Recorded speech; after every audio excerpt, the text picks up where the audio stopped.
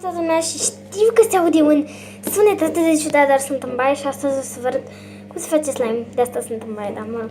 O să vă trebuiască un pahar, lipiți, exact, zici că e gold, dar nu e gold, e plin chiar. Ceva de amestecat. Tempera, dacă vreți, plin de culoare și o pensă, ceva cu amestecat, dar eu n-am. Deci prima pune piciul, dar acum nu pot să-l deschid, doar dacă pun pe pauză și o să pot. Așa, deci n-am desfăcut ce are tot felul. Da, nu mi s-a întâmplat nimic. Bun, are tot fel de prostioare. Uite, vedeți. Și acum o să torn el. De piciul, eu să-l torn pe tot. Pe tot, nec, pe tot. Tot, să fie mare slime-ul meu. Cât de mare. Doi bice, așa. Doi cât ai. Bun, stați că mai are. Ok, o să pun pe pauză, da. Bun, deci cam atât o avut lipiciul meu. Credeam că o să aibă mai mult, dar știu că nu se vede la mână. Acum, dacă vreți să prinde culoare, dați-i tăvera. Da, desfăcut-o cu gura. E ok, dar nu știu cum să vă arăt așa că e ok, curge. Poate să vă mudăriți, dar asta e viața cum vrei să faci slime. Oh my god, trebuie să închid acum. Așa, am pus aici. Posibil că am pus cam multă, dar mă rog. Acum amestecăm. Și probabil că nu vă interesează cum amestec eu, cum mă chinui. Mă rog, hai, pa! Așa, am pus aici un pic de persil. Da, merge și cu pervol și cu Ariel, pernoțe de lea. Și știu că se vede Fluttershy și e o mizerie dezastroasă, dar o să pun un pic. Am pus o leacă cam mult. O leacă, deci nu o să mă vedeți cum amestec pentru că nu pot să amestec. Așa, am amestecat și că ingredientul la persil este boraxul. Da, mă rog, dar eu n-am borax. Știu că se găsește super greu boraxul și este foarte scump, dar mă rog, știți. Da, mă rog.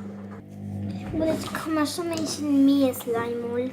Adică e foarte tare.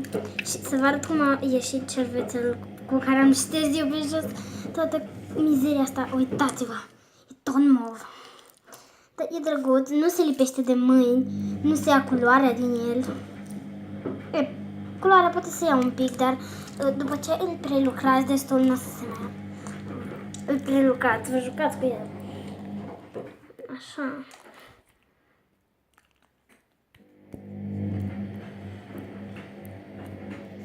Așa. Și știu că se udă pe mâini, dar din cauza slime-ului. Așa, are un fir de păr în el.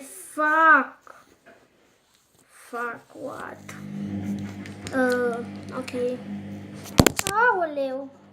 Opa, scuzați-mă pentru asta, îmi cer mii de scuze, dar mă rog. Stai că mi-are ceva în el, tot apar chestia asta. Și facem un sunet, cum ar trebui să facem. E cam alunecos, dar nu are. Adică nu e alunecos, e foarte bun chiar. Poate să-l țin aici. Încă mai are un pic. Îl torn pe șervețelul ăsta. What? S-a curățat unde am turnat. Uitați, s-a curățat. Pe camera se vede albastru. Știu că pe camera se vede un mov închis. Dar nu e un mov închis. E un mov închis aproximativ, dar nu e chiar închis. Așa e slime-ul meu. Așa mi-a ieșit. Și ce să spun? Îmi place foarte mult. Și acum e Fluttershy răsturnată și capul de lipit. Uitați, da, drăguț. Îmi place foarte mult și da. Deci eu o să mă mai joc cu el. Și da. Să vă las. Pe cameră se vede un pic mai albastru, dar în viața reală e mai... Adică în viața reală, am spus în viața reală, mă rog. Ok, cam atât a fost. Știu că mi s-a închis și blițul, dar da, cam atât a fost. Pa!